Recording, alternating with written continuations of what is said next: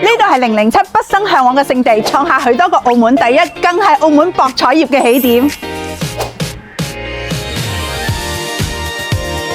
佢就係承載百年風華嘅新中央酒店。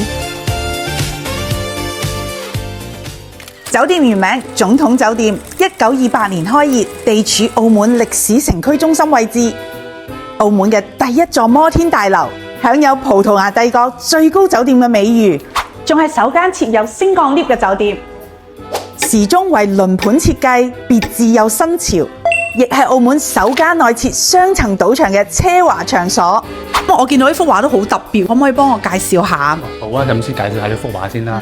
咁中間呢個咧就係我哋個老細啦，隔離係我哋個工程師啦。咁呢一個咧就係個畫國畫家啦。點解呢班人出現咧？因為呢間中央酒店咧，佢嘅特點就係第一代嘅賭王嘅酒店啦。咁有第一代嘅賭王啦，第二代嘅賭王啦，同埋第三個賭王喺度嘅。點解會第三個賭王何鴻燊喺度咧？因為何鴻燊投得咗個賭牌之後咧，呢間酒店咧就從此就冇咗賭業啦，咁就變咗去咗葡京嗰邊啦。所以呢個係個歷史一個記錄咯。正因為呢份獨特嘅魅力，吸引007之父嘅青睞。1959年，生命最後5年前來圓夢，並在經意之城中嘗記自己喺新中央酒店嘅獨特體驗，令酒店更加響徹海外。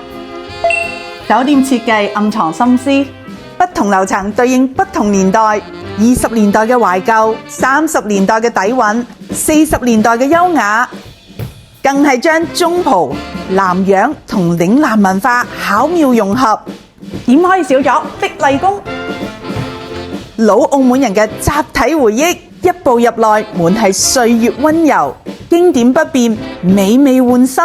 頂樓係新馬路最佳觀光點，看盡澳門舊城區嘅日夜風光。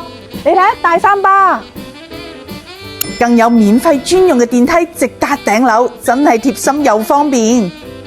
仲有旗袍同懷舊服飾租借，着上復古裝扮打卡，沉浸式感受百年酒店嘅獨特韻味。下期想睇啲咩啊？留言話我知。